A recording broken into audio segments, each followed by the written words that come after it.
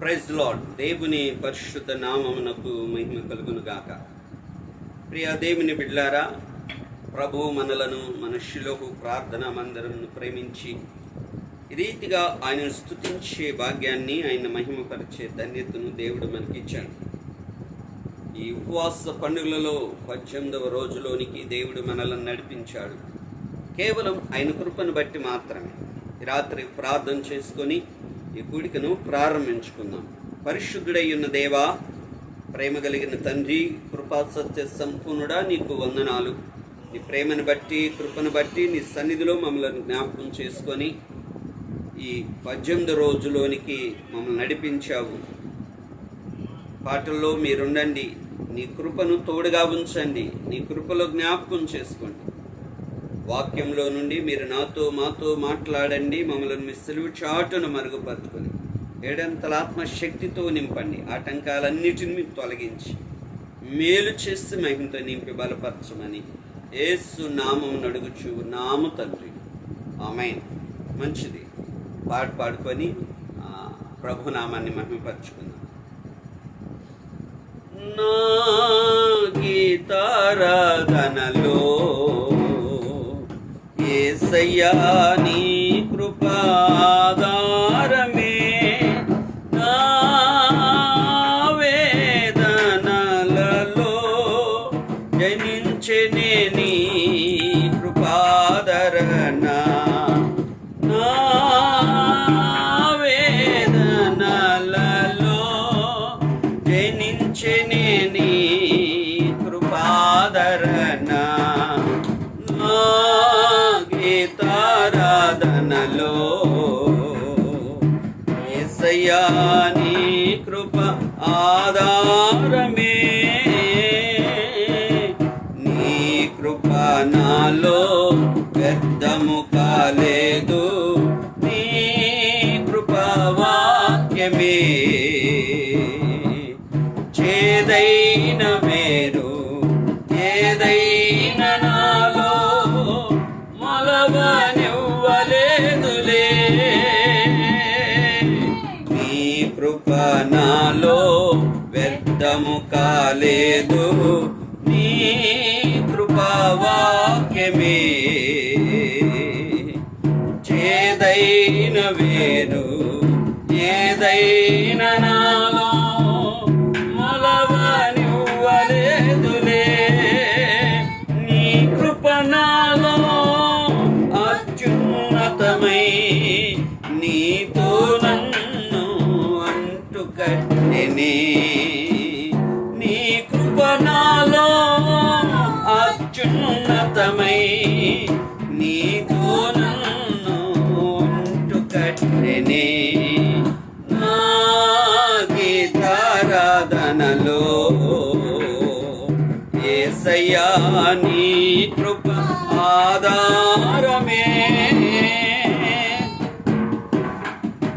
చేనిలోని పైరు చేతికి రాకున్నా ఫలములన్నీ రాలిపోయినా,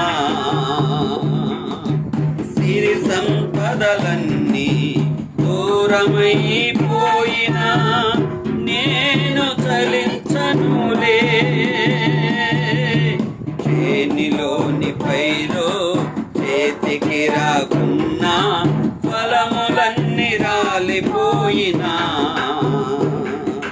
సిరి సంపదలన్నీ దూరమైపోయినా నేను చలించనులే, నిశ్చలమైన రాజ్యము కొరకే ఎల్లవేళలా నిన్నే ఆరాధింతునే, నిశ్చలమైన రాజ్యము కొరకే ఎల్లవేళలా నిన్నే ఆరాధింతునే, నా గీతారాధనలో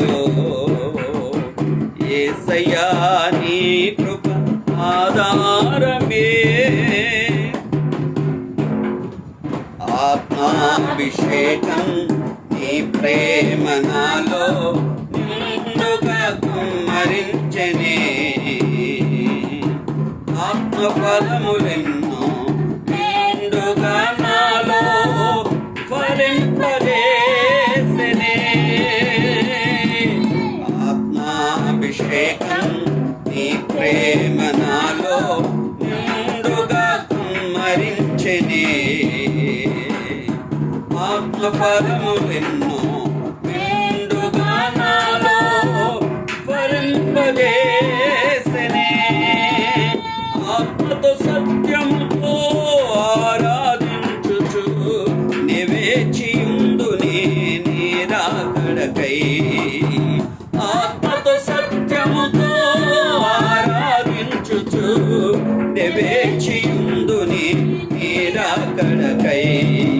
నా గీతారాధనలో యేసయ్యా నీ కృప ఆధారమే. నా వేదనలలో జనించెనే నీ కృపాదరణ. నా వేదనలలో జనించెనే నీ కృపాదరణ. నా గీతారాధనలో యేసయ్యా నీ కృప ఆధారమే. ప్రైజ్ లార్డ్, హల్లెలూయా, స్తోత్రం. దేవుని ఉన్నతమైన నామమును బట్టి చేరుకుడిన ప్రియులారా, దేవుడు గడిచిన దినాలన్నీ ఆయన కృప చేత నింపాడు. మరి ప్రభు సన్నిధానంలో నెహెమ్యా గ్రంథాన్ని ధ్యానం చేయడానికి దేవుడు శ్రేష్టమైన సమయమునిచ్చాడు. ఇప్పటి వరకు ఆయన కృపను బట్టి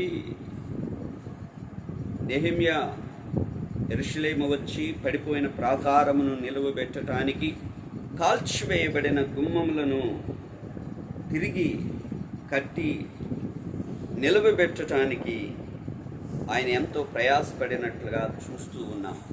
గడిచిన దినాలలో నెహెమ్యా గారు గొర్రెల గుమ్మమును, మత్స్యపు గుమ్మమును, పాత గుమ్మమును బాగు చేసినట్లుగా మనం చదువుకున్నాం, ధ్యానం చేసుకున్నాం.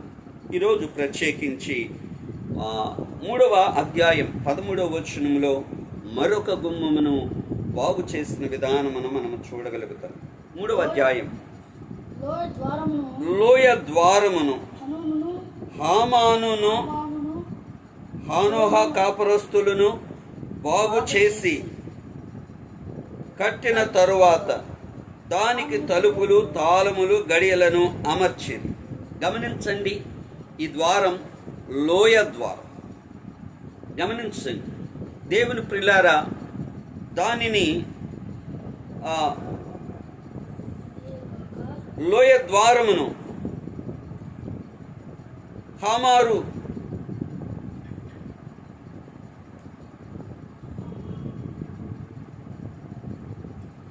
దానిని వారి సంతతిని దాన్ని కట్టినట్లుగా మనం చూడగలుగుతాము. ఇది లోయ ద్వారము. ఈ లోయ ద్వారము దీనత్వమును చూపిస్తూ ఉంది.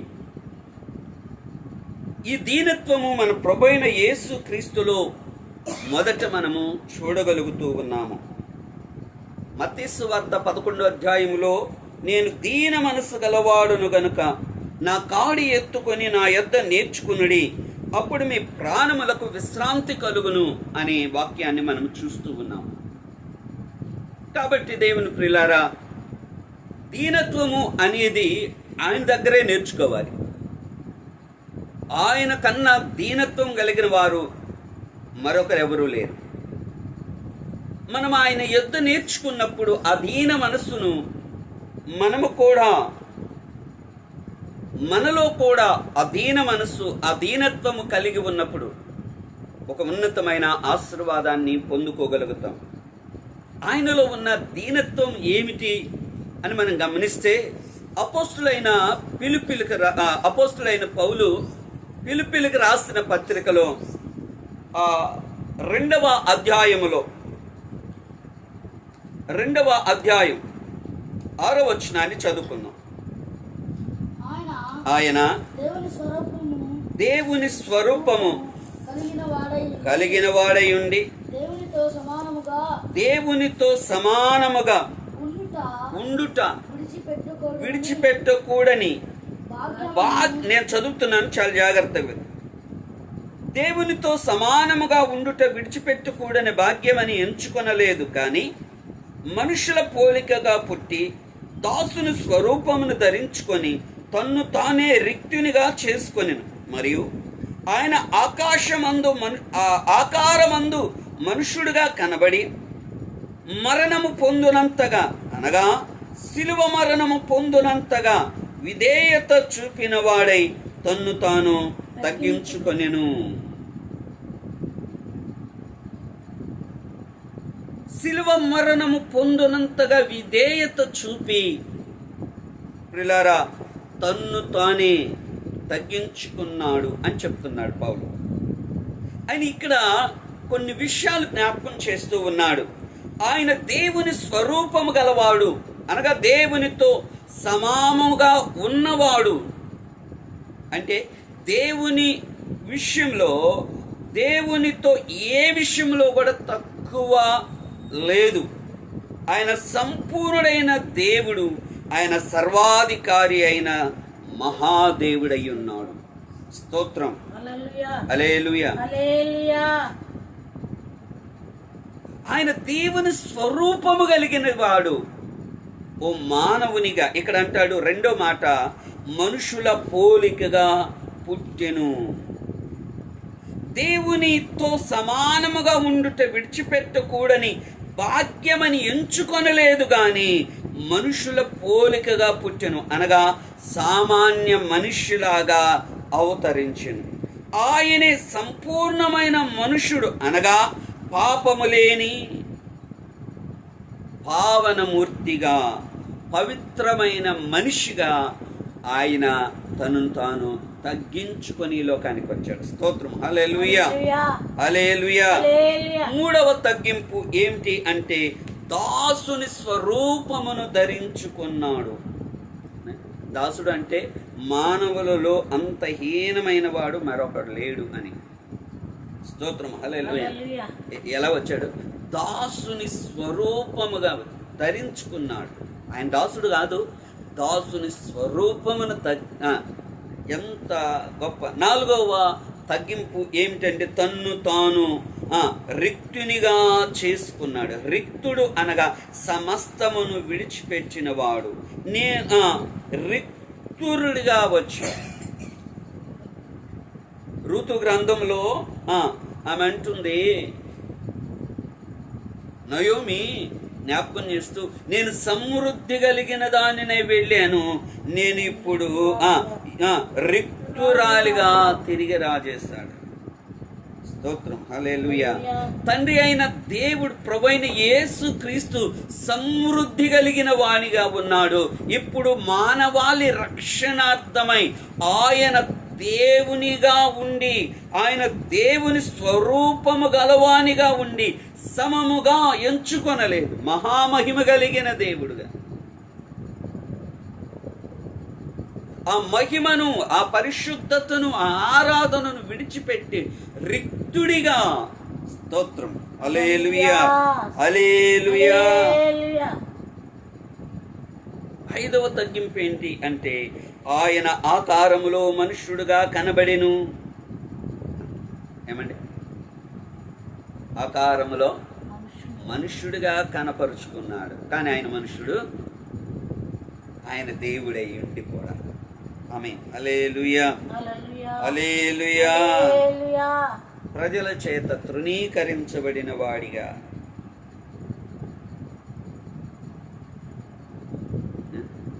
మనుష్యులలో మధ్యలో అనేకుల చేత తృణీకరింపబడిన వాడిగా మనుష్యుడిగా కనబడ్డాడు. స్తోత్రం, హల్లెలూయా. ఆరవది, మరణము పొందునంతగా తగ్గించుకున్నాడు. ఆయన దేవుడు ఎన్నడూ మరణించలేదు, కానీ మరణించటానికే మానవుడిగా వచ్చాడు. స్తోత్రం, హల్లెలూయా.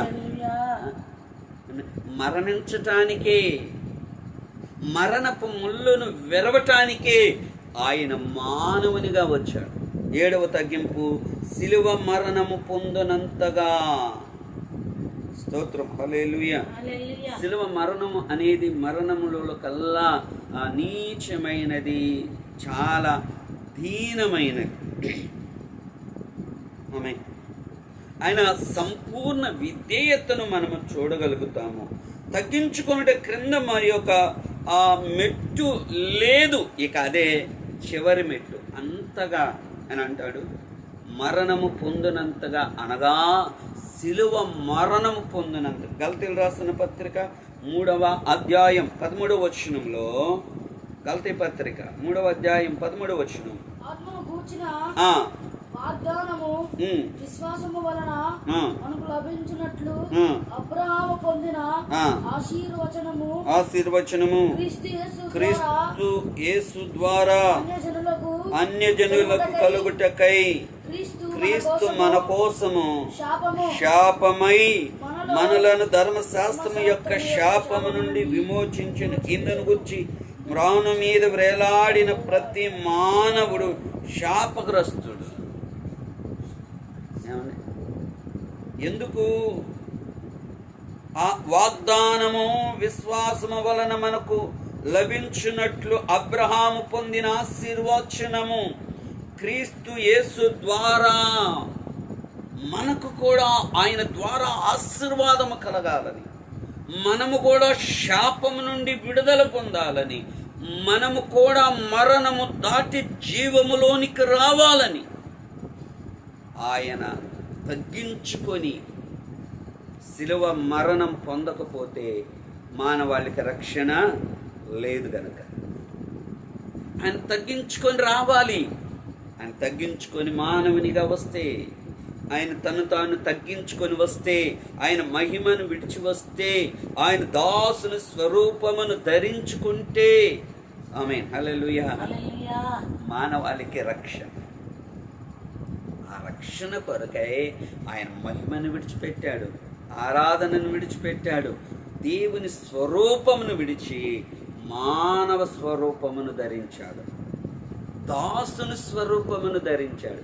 ఎంత తగ్గింపు కలిగిన వాడు మనము ఆరాధిస్తూ ఉన్న యేసయ్య. స్తోత్రం. హల్లెలూయా, హల్లెలూయా. దేవుని ప్రియులారా, దేవుని సన్నిధానములో మనము దేవుని సన్నిధిలో తగ్గించుకున్నందువలనే ఎంతగా హెచ్చించబడ్డాడు అనే విషయాన్ని పౌలు ఎఫెసీయులకు రాసిన పత్రిక 1వ అధ్యాయం 20వ వచనాన్ని చూస్తాం.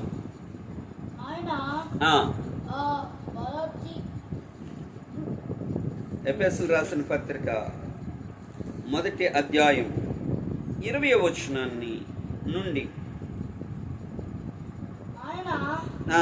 ఆ బలాతిశయము చేత క్రీస్తును మృతులలో నుండి లేపి సమస్తమైన ఆధిపత్యము కంటెను, అధికారము కంటెను, శక్తి కంటెను, ప్రభుత్వము కంటెను ఈ యుగమందు మాత్రమే గాక రాబోవు యుగమందును పేరు పొందిన ప్రతి నామము కంటెను ఎంతో హెచ్చుగా పరలోకమందు ఆయనను తన కుడి పార్శ్వమున కూర్చుండబెట్టుకొని ఉన్నాడు. స్తోత్రం. హల్లెలూయా. ఆయన సిలువ మరణము పొందునంతగా తగ్గించుకున్నాడు గనక మృతులలో నుండి ఆయన లేపబడ్డాడు. స్తోత్రం. హల్లెలూయా. సమస్తమైన ఆధిపత్యము కంటెను, రెండవది అధికారము కంటెను, నాలుగవది శక్తి కంటెను, 5 ప్రభుత్వము కంటెను, 6 యుగమందు మాత్రమే గాక రాబోవు యుగమందును కూడా పేరు పొందిన ప్రతి నామము కంటెను ఎంతో హెచ్చుగా, అంటే పరలోకమందు ఆయన కుడి పార్శ్వమున కూర్చుండబెట్టెను. స్తోత్రం. ఆయన 7 విధాలైన తగ్గింపు, ఆయన 7 విధాలైన హెచ్చింపుకు కారణమయ్యింది. స్తోత్రం. హల్లెలూయా, హల్లెలూయా.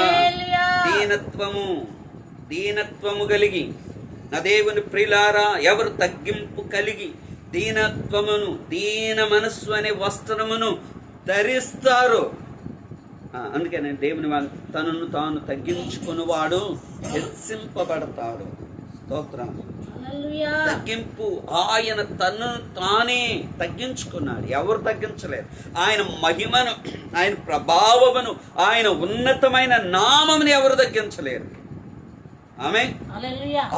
ఆయనే తగ్గించుకొని వచ్చాడు. అన్ని నామముల కన్నా పైనామమును కలిగిన వాడిగా తండ్రి కుడి పార్శ్వమున కూర్చుండుటకు అధికారమును పొందుకున్నాడు. స్తోత్రం. హల్లెలూయా. దేవుని వాక్యంలో కీర్తన 34:6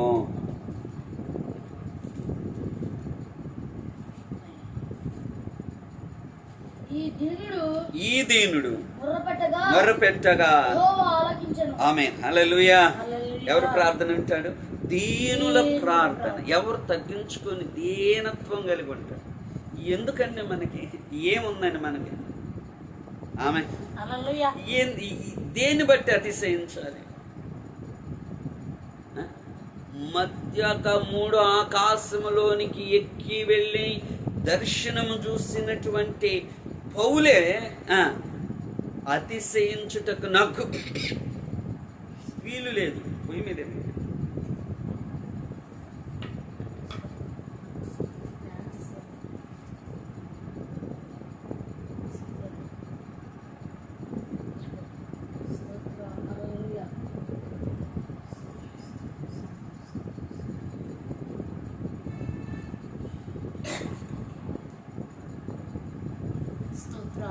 స్తోత్రం. అంత ఉన్నతమైన మహిమను చూసినటువంటి పౌలే ఎంతగా తగ్గింపు కలిగిన వాడిగా ఉన్నాడు. మన దేనికి చిన్న చిన్న విషయాల్లో కూడా అతిశయిస్తాము, గర్విస్తాము. ఆయన దీనుల ప్రార్థన ఆలకించువాడై ఉన్నాడు. స్తోత్రం. ఎవరి ప్రార్థన? ఆమేన్. దీనుల ప్రార్థన. యెషయా గ్రంథము 66:2 యెషయా గ్రంథం 66:2 చదువు.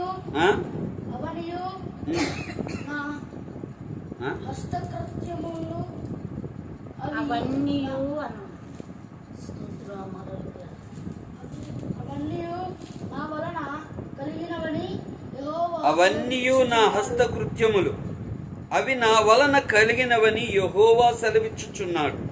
ఎవడు దీనుడై నలిగిన హృదయము గలవాడై నా మాట విని వణుకుచుండును, వానిని నేను దృష్టించుచున్నాను. స్తోత్రం. హల్లెలూయా. కలిగినదేది ఆయన లేకుండా కలగలేదు. ఆయనే సమస్తమును కలుగజేసిన వాడు ఆయనే. అయితే కలుగజేసిన వాని ఎదుట ఎవడు దీనుడై నలిగిన హృదయము గలవాడై నా మాట విని వణుకుచుండును, వాని యందు నేను దృష్టి నిలుపుతాను. స్తోత్రం. హల్లెలూయా. దృష్టి నిలుపుతాను. ఏం జరుగుతుందంట? దృష్టి నిలుపుట మాత్రమే.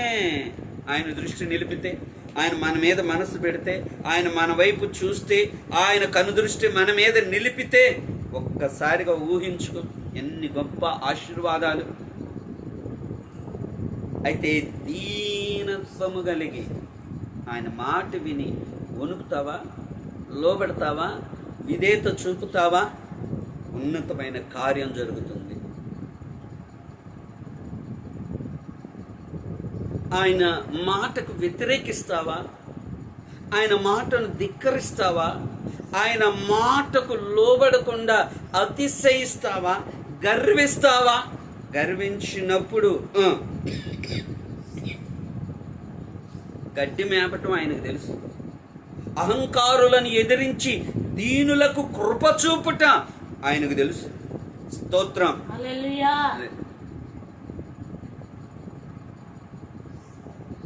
నెబుకద్నెజరు దగ్గరికి వెళ్ళి అడుగు ఒకసారి, నెబుకద్నెజరు, ఇంత బల పరాక్రమము కలిగిన నీవు పశువుల మారటానికి గల కారణం దీనులకు కృప చూపి, దీనుల ఎడల కృప చూపి, దీనుల ప్రార్థన ఆలకించే దేవుడు.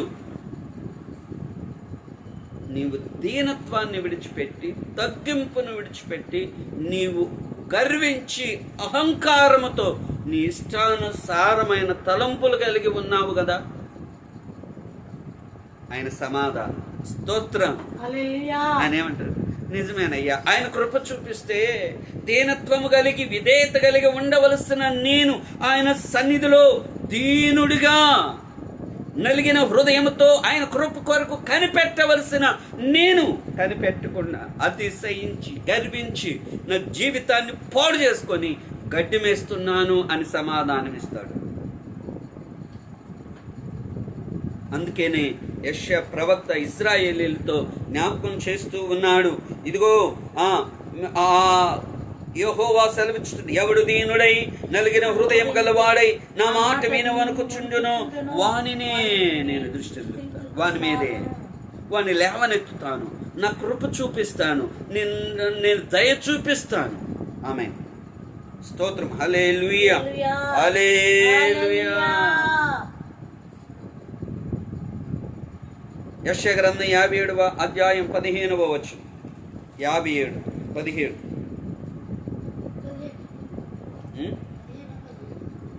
15, 1-5.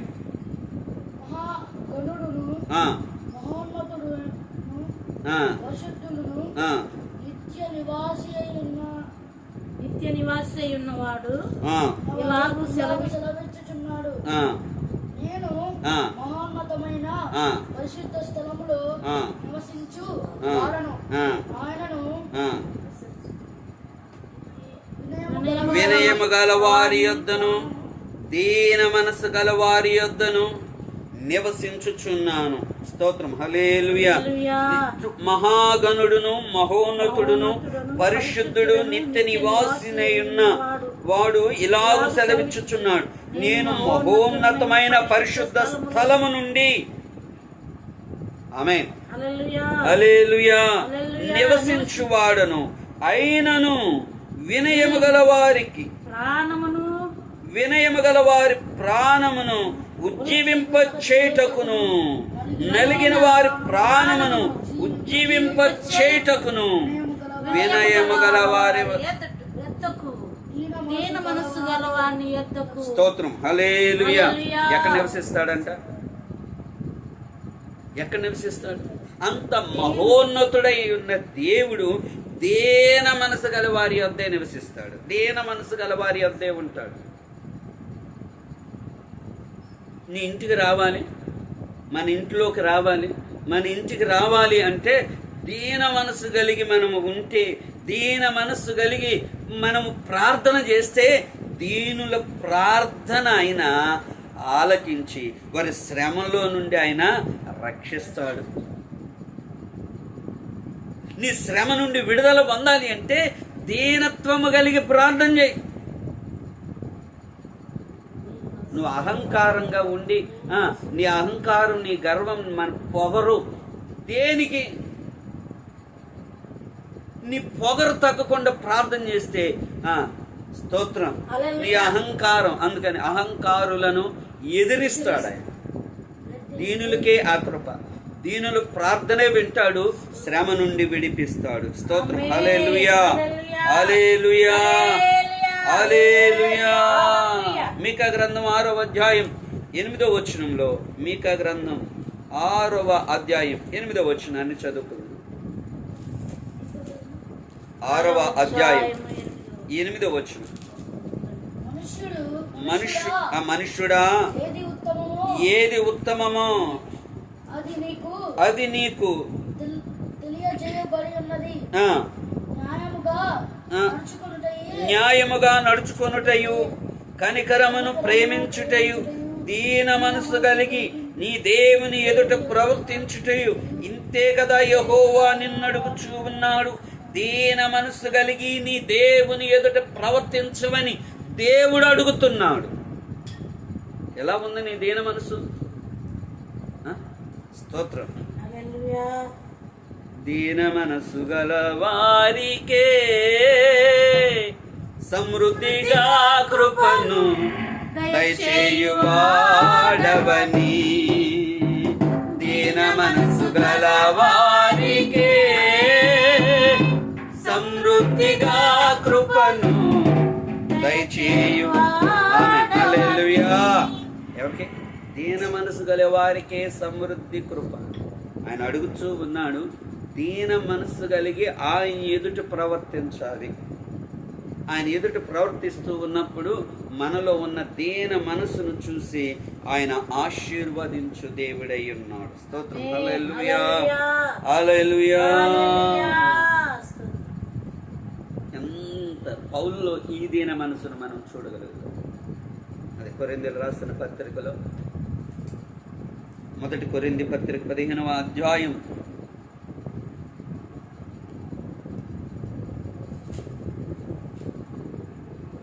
9వ వచనం. ఏలైనగా నేను అపోస్తలులందరిలో తక్కువ వాడను, దేవుని సంఘమును హింసించినందున అపోస్తలులనబడుటకు యోగ్యుడను కాను. అయినను నేను ఏమై ఉన్నాను. ఆమేన్. హల్లెలూయా. హల్లెలూయా. హల్లెలూయా. అందరికంటే, అపోస్తలులందరికంటే నేను తక్కువ వాడను.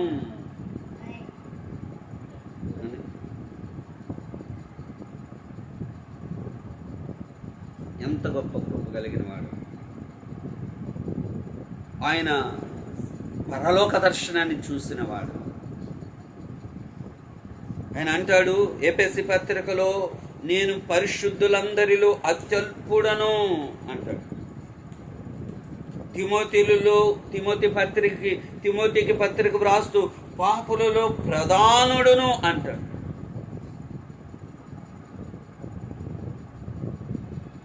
ఇంత కృప కలిగిన నేను అల్పుణ్ణయ్యా, నేను దీన్నున్నయ్యా, నేను ఎన్నిక లేని వాడనయ్యా, యోగ్యత లేని వాడనయ్యా, నేను ఏమై ఉన్నానో ఆయన కృపే.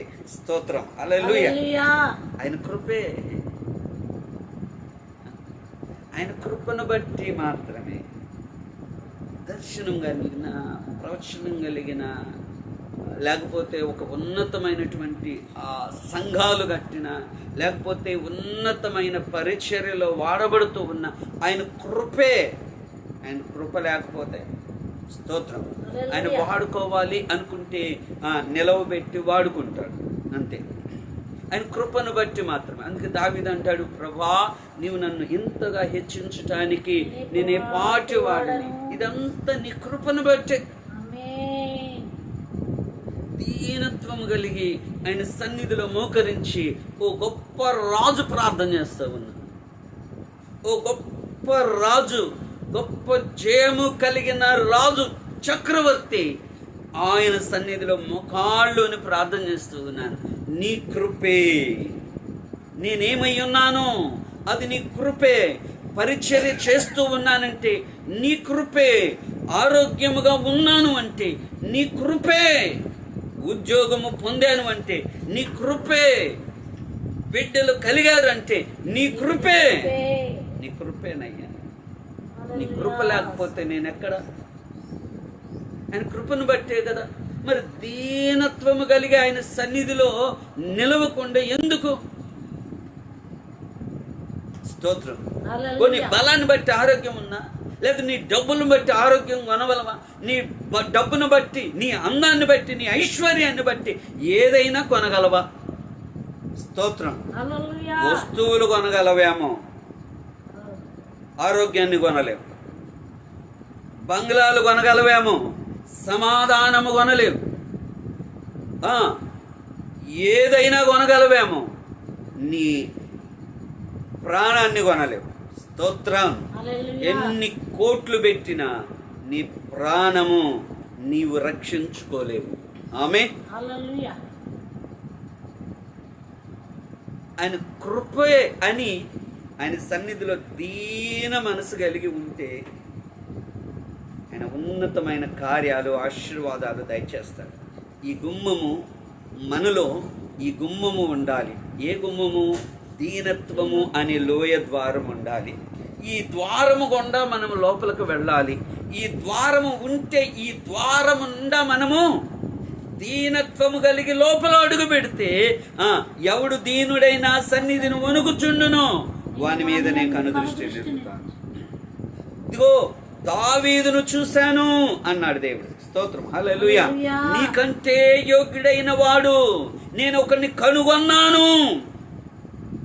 యెషయా కుమారుడైన దావీదును కనుగొన్నాడు. యెషయా ఇంటికి వచ్చినప్పుడు అందరిని చూపించాడు. ఈడేమో చూడు, నీ కృప పొందిన వాడు ఈడేమో చూడు, నీ దయ పొందిన వాళ్ళు ఈడున్నాడేమో చూడు, నీ మేలు పొందడానికి అర్హుడైన వాడు వీళ్ళలో ఉన్నాడేమో చూడు అంటే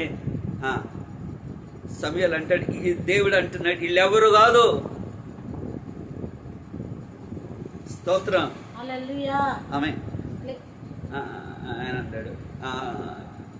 సమూయేలు అనుకున్నాడు పెద్దోళ్ళని చూసినప్పుడు, ఈడేమో ఈ హైటు, ఈ వెయిట్, ఈ పర్సనాలిటీ, యుద్ధ నైపుణ్యం కలిగిన అనుభవం ఈడేననుకుంటా. ఎంత బాగున్నాడు, పర్ఫెక్ట్ రాజు అవటానికి కావలసిన అర్హతలన్నీ వీళ్ళలో ఉన్నాయి. దేవుడు అంటున్నాడు, మనుషులు పైరు పని చూస్తారు, నేను హృదయాన్ని చూస్తాను. ఈడు యోగ్యుడు కాదు. అది ఇంత బాగున్నాడు. సరే, రెండో వాడిని తీసుకొస్తే రెండో వాడు కూడా బాగానే ఉన్నాడు, మూడో వాడు కూడా బాగానే ఉన్నాడు, నాలుగో వాడు కూడా బాగానే ఉన్నాడు. ఇదేంటి? దావీదు దగ్గరికి వెళ్తే బాలుడైన దావీదును చూశాడు. ఏముంది ఇంట్లో?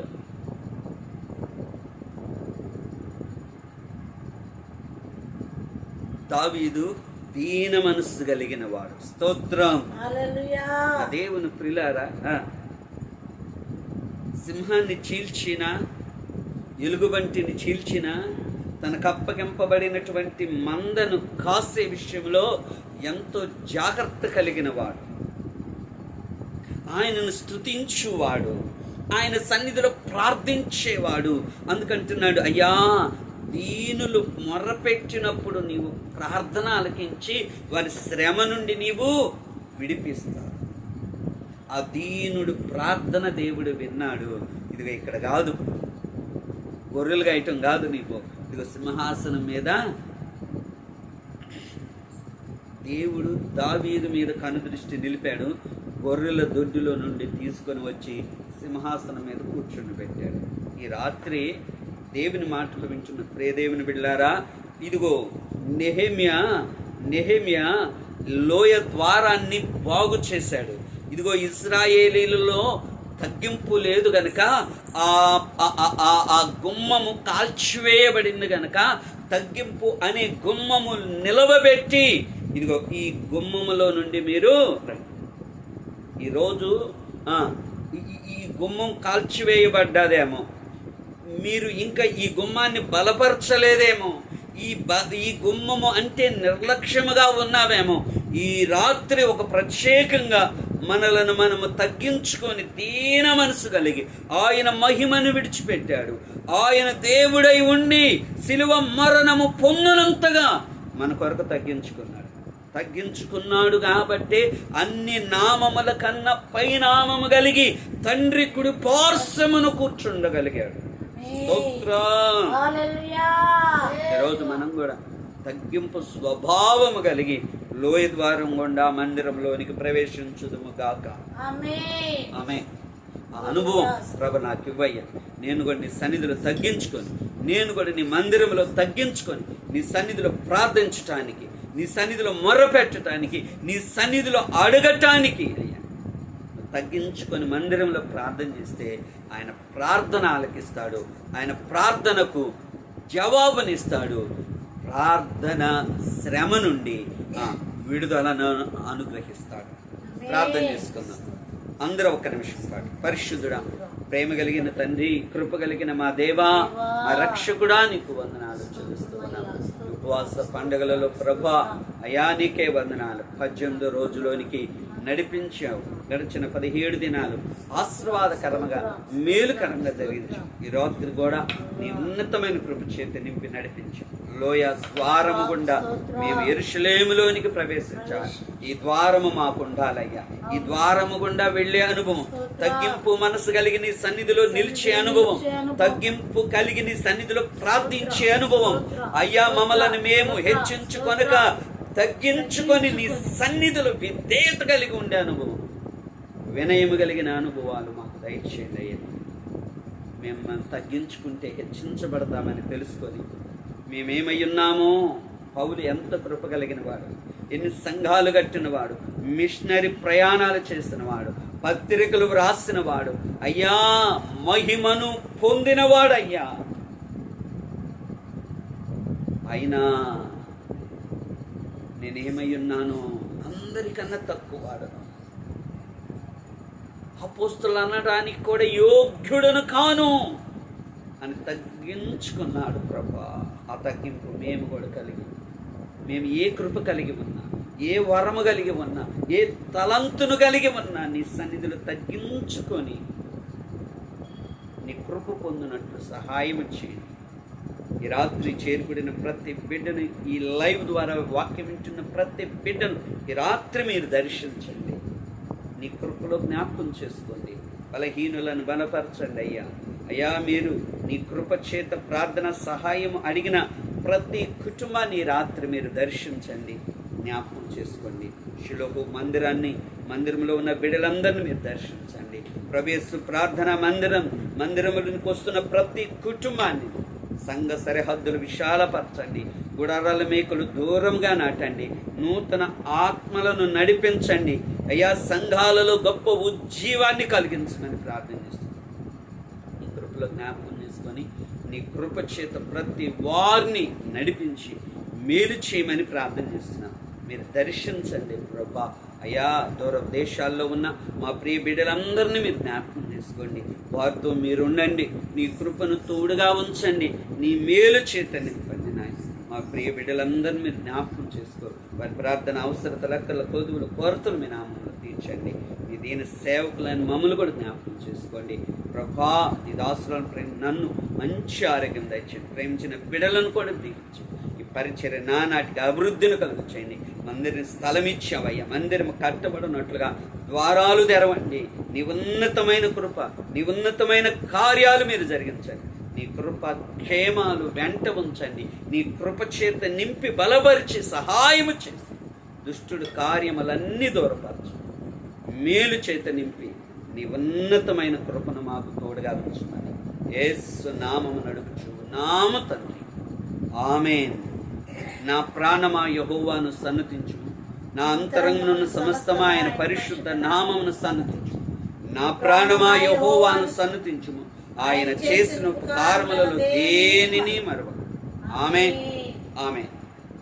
Praise lord. ప్రభు మిమ్మల్ని అందరినీ దీవించును గాక. ఆమేన్.